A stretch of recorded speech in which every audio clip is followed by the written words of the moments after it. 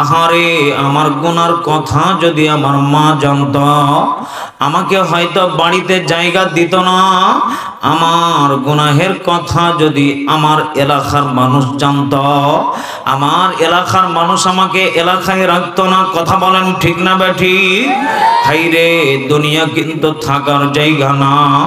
আহারে, কত আপনজন ছিল আজকে তারা গহীন কবরে চলে গেছে। আরে বন্ধু, একটা বার বাইবা দেখেন না রে বাবাজি, একটা বার বাইবা দেখে আমার আপনজন যারা ছিল আজকে তারা কেন গহীন কবরে চলে গেল। হুজুর, আমিও কি একদিন চলে যাব? হ্যাঁ ভাইয়া, আমি আপনিও কিন্তু একদিন বিদায় নিয়ে চলে যাব। আহারে, কত জনের মা নাই, কত জনের বাবা নাই। আমার ভাইরা, আমার বন্ধুগণ, আরে বাবাজি, একটা বার বাইবা দেখেন না, ওই কবর কিন্তু প্রতিদিন আপনাকে আমাকে বারবার করে ডাকতে থাকে।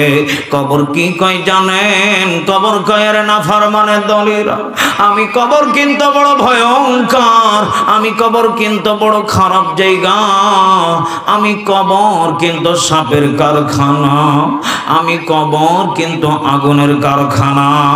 আমার আব্বা জানেরা, আহারে, বয়স কিন্তু শেষ দিকে চলে গেল, আর দেখা হবে কিনা জানি না। হয়তো আজকের মাহফিল শেষ হয়ে যেতে পারে, আগামী বছর আবার দেখা হবে কিনা জানি না। এই জন্যই তো আমি শেষ দিকে একটা কথা বলে বিদায় নিয়ে চলে যাব। কে কোন দিন মালাকুল মউত আজরাইলের হাতে ধরা পইরা যাব জানি না, জানি না। এই জন্য একটু মায়া করে ডাক দিয়া বলেন না আল্লাহ। আর একটা বার মায়া করে ডাক দিয়া বলেন না আল্লাহ। আবার ডাক দিয়ে বলেন না মায়ার সুরে আল্লাহ। এবার যান, আল্লাহরে ডাকলেন নাকি দিব কে? আরো জোরে বলেন কে? আমার মাওলাই কারীম ডাক দিয়ে কই, গোলাম, আমি আল্লাহ রাব্বুল আলামিন তোমার জন্য জান্নাত রেডি করে রেখেছি, কিন্তু বান্দারে, এই দুনিয়ার বুকে এক নম্বর আমল হইল ওয়াইশ কুন্নির মতো তোমাকে মা পাগল হইতে হবে। আমার ভাইরা, আমার বন্ধুগণ, ওয়াইশ কুন্নি নামে একজন সাহাবী ছিলেন। এই ওয়াইশ কুন্নি নবীজি বর্ণনা করেন কিতাবের ভিতরে, মুফাসসিরিন ইকরাম লেখকেরা লেখেন, ওয়াইশ কুন্নি এমন একজন নবীজির পাগল ছিলেন রে বাবাজি। এই ওয়াইশ কুন্নি নবীজির কাছে চিঠি লিখতেন, ইয়া রাসূলুল্লাহ, ইয়া হাবিবাল্লাহ, ইয়া নবী গো, আমি আপনার সাথে দেখা করতে চাই। আমার নবীজি উত্তরে চিঠি লেখা বলেন, রে ওয়াইশ কুন্নি, আমি নবী বড় না, আমি নবীর চাইতে বড় হলো তোমার মা। তুমি যদি তোমার মায়ের খেদমত করতে পারো, আমি নবীর সাথে জান্নাতে দেখা হইব তোমার মায়ের সাথে, তোমার সাথে। আল্লাহু আকবার। আমার ভাইরা, আমার বন্ধুগণ, রে বাবাজি, নবীজি কিন্তু বলতে পারতেন, রে ওয়াইশ কুন্নি, আমি তোমার মায়ের চাইতে দামি, কিন্তু আমার নবীজি তা কিন্তু বলেননি। কথা বলেন, কথা বলেন ঠিক না বেঠি? আমার ভাইরা, আমার বন্ধুগণ, সূরা বনি ইসরাইলের ভিতরে আমার মাওলাই কারীম ছোট্ট একটা আয়াতের ভিতরে ডাক দেন, কই গোলাম রে, ওয়া বিল ওয়ালিদাইনি ইহসানা, ওই বান্দাকে আমি সব থেকে বেশি ভালোবাসি, ওই বান্দার প্রতি আমি সব থেকে রহমত বরকত গুলা দেই। ওই বান্দাটা হলো কে জানো? ওই বান্দা হলো ওইটা যেই বান্দা সব থেকে দুনিয়ার বুকে মায়ের প্রতি ইহসান করে, মা বাবাকে ভালোবাসে, মা বাবাকে মহব্বত করে। আমি আল্লাহ রাব্বুল আলামিন জানিয়ে দিলাম ওই নবীর হাদিস দ্বারা, ও হুমা জান্নাতুকা, ওই সন্তানের মায়ের পায়ে নিচে তার জান্নাত লিখে দিলাম। চিৎকার মেরে বলেন আল্লাহু আকবার। আমার ভাইরা, আমার বন্ধুগণ, আরে কুড়িগ্রামের বাবাজি বলেন তো দেখি, মায়ের পায়ের নিচে জান্নাতটা লিপিবদ্ধ করে দিলেন তিনি কে? আরো জোরে বলেন তিনি কে? আমার ভাইরা, আমার বন্ধুগণ, আহারে এমন মা কিন্তু আর দুনিয়ার বুকে পাইবা না। রাত গভীর হয়ে গেলেও মা কিন্তু ঘুমাইতে পারে না। মা শুধু তাকায় থাকে, আমার সন্তান কবে আইব, আমার সন্তান কবে ডাক দিয়ে কইব মা গো আমি দরজার সামনে হাজির, দরজাটা খোলো না। কিন্তু যাদের মা নাই,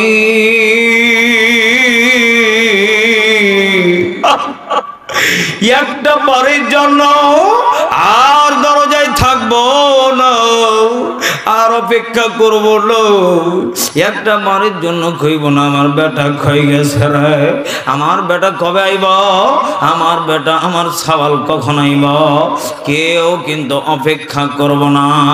ওই মা কার যেন আজকে গহীন কবরে চলে গেছে। আরে বাবাজি, যাদের দিলটা নরম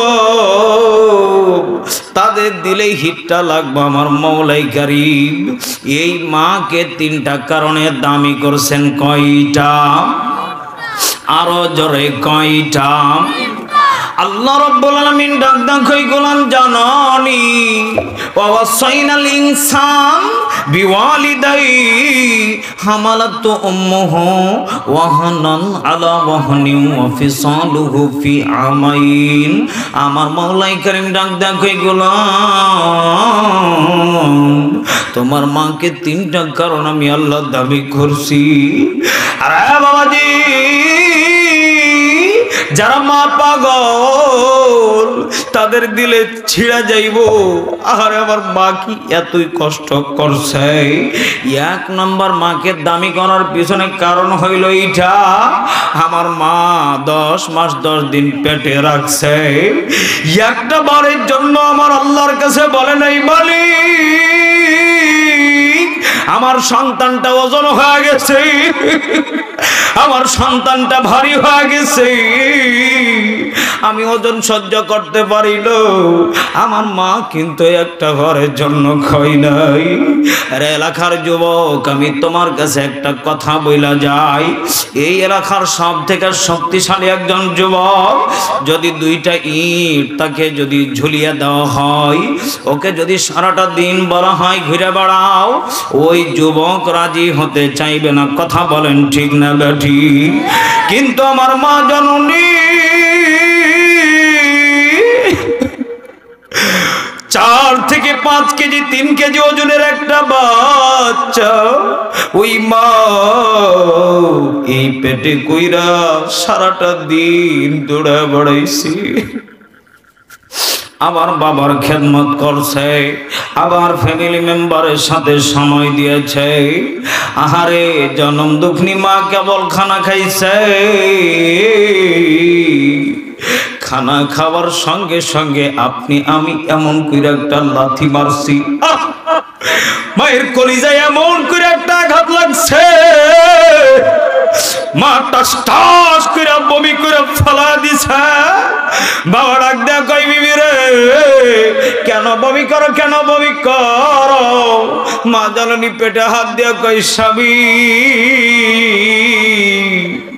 আমার পেটে তোমার সন্তানটা এমন করে একটা লাথি মারছে, এমন করে একটা লাথি মারছে, আমি মা সহ্য করতে পারি নাই, আমি মা সহ্য করতে পারি নাই। আমি মা তখন অটোমেটিক আমার বমিটা বের হয়ে গেছে। আল্লাহু আকবার। আমার বাবা ডাক দেয়া কই বিবি রে যাও একটু রেস্ট করো। মা শুইতে গেছে বিছানায়, কেবল একটু পিঠটা লাগায় কেবল মাত্র ঘুমটা আসা আসা ভাব হইছে। আবার আপনি আমি এমন করে একটা লাথি মারছি, ঘুমন্ত মা লাভ দিয়ে উঠা গেছে। মায়ের দুই কান দিয়ে টাস টাস করে চোখের পানিগুলো পড়তেছে। আমার বাবা ডাক দেয়া কই বিবি কেন কান্না করো? তুমি না কইলা ঘুমাইতে। আমি ঘুমাইছিলাম, তোমার দুষ্ট ছেলে এমন করে একটা লাথি মারছে। আমি মা ঘুমাইতে পারি নাই, আমি মা ঘুমাইতে পারি নাই। আহারে আমিও তো এর বাস্তব প্রমাণ আমি পেয়েছি। গত 8 থেকে 8.5 মাস আগে আমিও কিন্তু একটা কন্যা সন্তানের বাবা হয়েছি।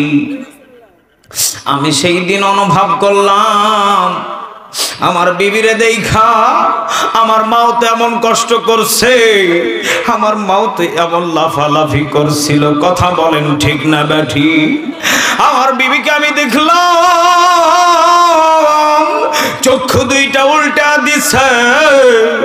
আমি মনে মনে চিন্তা করলাম আল্লাহ আমার মাও তো এমন কষ্টটাই করছে, আমি মেজবা হবার সময় আজকেও জনম দুঃখনি মা গহীন কবরে কান্দাই। আহারে জানি না কোন মায়ের কবরটা বড় জাহান্নামের কারখানা হয়ে গেছি। কার বাবার যেন কবরটা জাহান্নামী।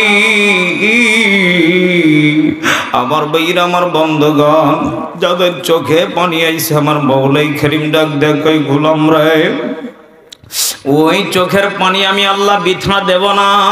আমি আল্লাহ জানিয়ে দিলাম ওই বান্দা মা বাবার জন্য চোখের পানিটা কেবলমাত্র ওর নাকের ডগায় আসার আগ মুহূর্তে আমি মৌলাই কারীম ওর বাবার কবরটাকে জান্নাতি বানিয়ে দিলাম। আমার ভাইরা আমার বন্ধুগণ 2 নম্বর বলেন তো দেখি, প্রসাবের যন্ত্রণা মায়ে সহ্য করছে। কথা বলেন ঠিক না বেঠি? 3 নম্বর হইল আমার ভাইরা আমার বন্ধুগণ ওই জনম দুঃখনি মা 2টা বছর ধরে শরীরের যত্ন নিতে পারে নাই। 2টা বছর ধরিয়া আহারে দুধ পান করাইছে। কথা বলেন ঠিক না বেঠি? আমার ভাইরা আমার বন্ধুগণ আহারে কার জনম দুঃখনি মা নাই? কার জনম দুঃখনি মা নাই? কার ওই রোদে পোড়া কষ্ট করা বাবাটা নাই? হুজুর আমার মা নাই, হুজুর আমার বাবা নাই। আমি মুসাফির মানুষ বাবা, 300 কিলোমিটার প্রায় জার্নি করে এই কুড়িগ্রাম জেলায় এসেছি। আমার আব্বা জানেরা আমার যুবক ভাইয়েরা একটা বার হাত তুলে দেখান তো দেখি, হুজুর আমার মা নাই, হুজুর আমার বাবা নাই। আমি মুসাফির মানুষ বাজান দোয়া করে দেব। কার মা নাই কার বাবা নাই হাতটা তুলেন না রে বাবাজি। হুজুর আমার মায়ের জন্য দোয়া কইরেন, হুজুর আমার বাবার জন্য দোয়া কইরেন। আহারে কত মানুষের চোখে পানি টালুমালু করতেছে। আয় বাবাজি অনেকের মা নাই অনেকের বাবা নাই, হাতটা তোলেন না রে বাবাজি। কার মা নাই কার বাবা নাই? আহারে কত মানুষের মা নাই কত মানুষের বাবা নাই। ডাক দিয়া বলেন না রব্বিরহামহুমা কামা রব্বায়ানি সগীরা। আবার বলেন রব্বিরহামহুমা কামা রব্বায়ানি সগীরা। মৌলাই করিম যারা হাত তুলেছে, আল্লাহ মাহফিলে যারা এসেছে, আল্লাহ অনেকের মা নাই অনেকের বাবা নাই।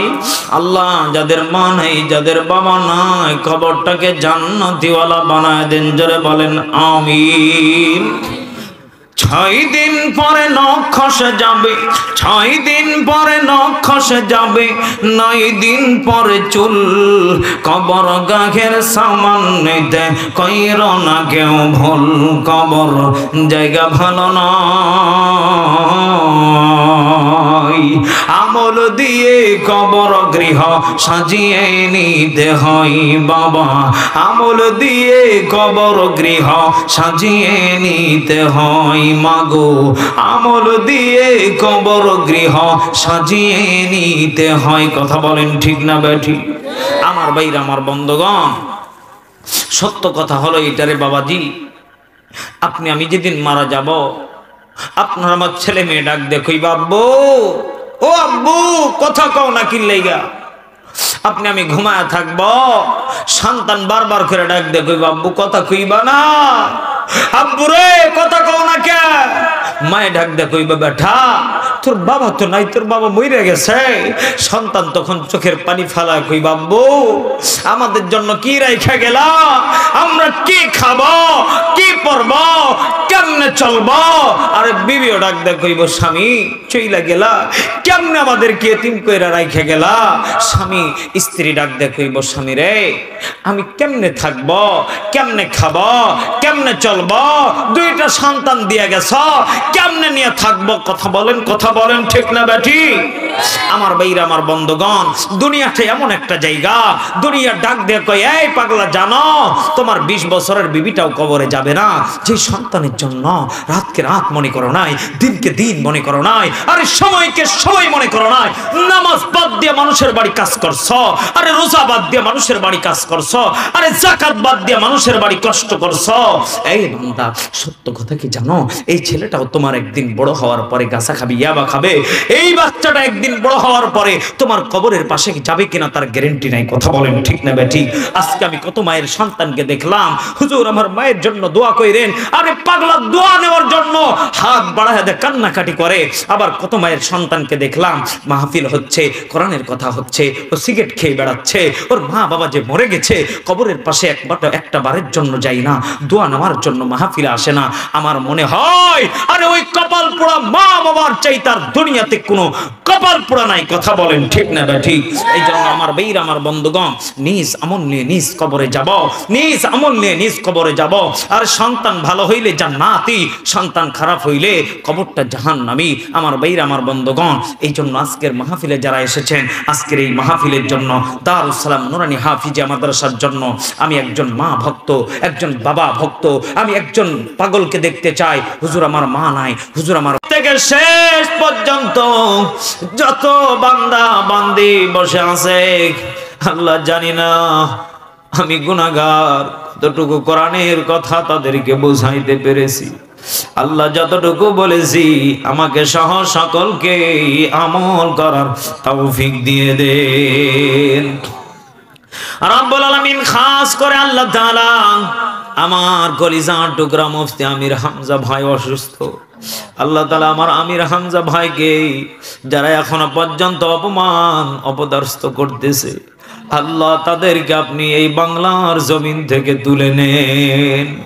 রব্বুল আলামিন। আল্লাহ তাআলা আলেম ওলামাদেরকে আল্লাহ তাআলা আপনি যে সম্মান দিয়েছেন, আল্লাহ তাআলা এই সম্মান নিয়ে যেন আমরা সকলেই কবরে যেতে পারি সেই তৌফিক দিয়ে দেন রব্বুল আলামিন। আল্লাহ তাআলা আজকে কত মানুষ আপনার দিকে তাকিয়ে আছে, আল্লাহ আজকে আমাদেরকে মাফ করে দিবে। আল্লাহ জানি না আমরা মাহে রমজান পাবো কিনা জানি না, আল্লাহ মাহে রমজান পাওয়ার আগে আমাদের প্রত্যেকের হায়াতের ভিতরে বারাকা দান করে দেন, আর গুনাহগুলি মাফ করে দেন। আল্লাহ আমাদের পরিবার পরিজন যাদের আছে বিপদ আপদ বালা মুসিবতকে দূর করে দেন। আল্লাহ আপনার রফিকুল নামে এক বান্দা দোয়া চেয়েছিলেন, পরিবারে অশান্তি যায় না, আল্লাহ বিপদ আপদ যায় না, আল্লাহ আপনার রফিকুল বান্দার বাড়িকে জান্নাতের বাগান বানাইয়া দেন। নাজমল চাচা আল্লাহ তাআলা দোয়া চেয়েছেন, আল্লাহ বাড়িতে বিপদ আপদ বালা মুসিবত, আল্লাহ এই বালা মুসিবতকে দূর করে জান্নাতি মেহমান খানা বানিয়ে দেন। আল্লাহ তাআলা আমার হোসাইন ভাই, অনেক আদরের ভাই, কলিজার টুকরা ভাই, সেই দিনাজপুর থেকে ভালোবাসার টানে প্রায় ভাইয়ের মহাব্বতে কুড়িগ্রামে 3 থেকে 4টা প্রোগ্রামে আমাকে এনেছে। আল্লাহ আমার হোসাইন ভাইকে আল্লাহ দ্বীনের জন্য কবুল করে নেন। আল্লাহ আমার হোসাইন ভাইয়ের মা অসুস্থ, আল্লাহ তাআলা আমি ওনার বাড়িতে গিয়েছি, আল্লাহ তাআলা ওনার মাকে শিফা আজলা কামেলা দান করে দে। আল্লাহ আমার ফ্যামিলি মেম্বার যারা আছে সকলকে সুস্থতার সাথে বেঁচে থাকার তৌফিক দেন রব্বুল আলামিন। আমার ছোট্ট মেয়ে মাহাদিয়া জান্নাত, আল্লাহ ছোট্ট মেয়েটাকে আপনি সুস্থ রাখেন, বিপদ আপদ বালা মুসিবত থেকে মুক্তি দান করেন। আল্লাহ আমার বিবিকেও আপনি সুস্থ রাখেন। আল্লাহ তাআলা আজকের মাহফিলে যারা আমিন আমিন করতেছে প্রত্যেককে আপনি কবুল করে নেন। আল্লাহ কত মা মনে বড় আশা নিয়ে মাহফিলে এসেছে, কত মায়ের সন্তান হয় না, যার সন্তান নেই সেই জানে দুনিয়াতে সন্তান না থাকার ব্যথা। আল্লাহ ওই মাকে আব্দুল কাদের জিলানী আল্লাহ একটা সন্তান দান করে দেন রব্বুল আলামিন। আমার বড় আম্মা মারা গিয়েছে, আল্লাহ আমার বড় আম্মার কবরটাকে জান্নাতিওয়ালা বানিয়ে দেন। আল্লাহ আমার ক্যামেরাম্যান মেজর আলী ভাই, আল্লাহ তাআলা আমার ড্রাইভার রুবেল ভাই সহকারে, আল্লাহ তাআলা আমার মাহবুব ভাই আমার বাম পাশে বসে আছে, আল্লাহ আমাকে কলিজার চাইতে ভালোবাসে। আল্লাহ ওনার বাবা দুনিয়া থেকে বিদায় নিয়ে চলে গেছি, আল্লাহ তাআলা আমার মাহবুব ভাইয়ের মা বেঁচে আছে। আমি যখনই যাই আল্লাহ আমাকে কত ভালোবাসে, মহব্বত করে। না জানি আমার মাহবুব ভাইয়ের বাবাও থাকলে আমাকে কলিজাতে জড়ায় নিত। আল্লাহ আমার মাহবুব ভাইয়ের বাবার কবরটাকে জান্নাতিওয়ালা বানায় দেন। আল্লাহ আমার মাহবুব ভাই অসুস্থ, শিফা আজলা কামেলা দান করে দেন। আল্লাহ সন্তানগুলিকে শিক্ষায় শিক্ষিত, সুশিক্ষায় শিক্ষিত বানিয়ে দেন। আল্লাহ তাআলা ফ্যামিলি মেম্বারটাকে দ্বীনের জন্য কবুল করে নেন। আল্লাহ আমার মুখলেসুর রহমান আনসারী ভাই, মোহাম্মদ আলী ভাই সহকারে, আল্লাহ আমার মেজর আলী ভাই সহকারে, আমার গাড়ির ড্রাইভার রুবেল ভাই সহকারে, আল্লাহ মিশহ সকলেইকে আল্লাহ আপনি কবুল আর মঞ্জুর করে নেন। আল্লাহ আজকের মাদ্রাসার মুহাতামিম সহকারে, আল্লাহ তাআলা আজকের মুহাতামিমের ছোট্ট ছেলে কোরআনের কথাগুলি বলেছে, হুসাইন নামে ছোট্ট বাচ্চা, আল্লাহ দ্বীনের জন্য কবুল করে নেন। আল্লাহ তাআলা আজকের মাহফিলের ডেকোরেটর ভাইকেও দ্বীনের জন্য কবুল করে নেন। আল্লাহ এলাকা যত কবরের বাসিন্দা গহীর কবরে, আল্লাহ জানি না কার কবরটা জাহান্নামী, কার কবরটা জাহান্নামী, আল্লাহ প্রত্যেকটা কবরকে জান্নাতের টুকরা বানিয়ে দে। আল্লাহ আমরা যারা আমিন আমিন বলতেছি সকলকে কবুল করে নেন। আল্লাহ আমার ডান পাশে হাজী সাহেব বসে আছে, আল্লাহ ওনারা 2 ভাই, আল্লাহ 2 ভাইকে সুস্থতার সাথে বেঁচে থাকার তৌফিক দিয়ে দেন। আল্লাহ বিদায় নেওয়ার আগ মুহূর্তে ওই মদিনাওয়ালার কালেমা জবানে জারি করার আগ মুহূর্তে আল্লাহ এই মাদ্রাসাটাকে আল্লাহ দ্বীনের জন্য কবুল করে নেন। আল্লাহ হাফেজ ছাত্রদের মাথায় আজকে পাগড়ি পরাইলাম, আল্লাহ দ্বীনের জন্য তাদেরকে কবুল করে নেন। আল্লাহ এই মাদ্রাসাকে কিয়ামত পর্যন্ত চালু রাখার তৌফিক দিয়ে দেন। আর মরণের সময় মহাব্বতের কালেমা জারি করে মরণ দিয়েন, লা ইলাহা ইল্লাল্লাহু মুহাম্মাদুর রাসূলুল্লাহ।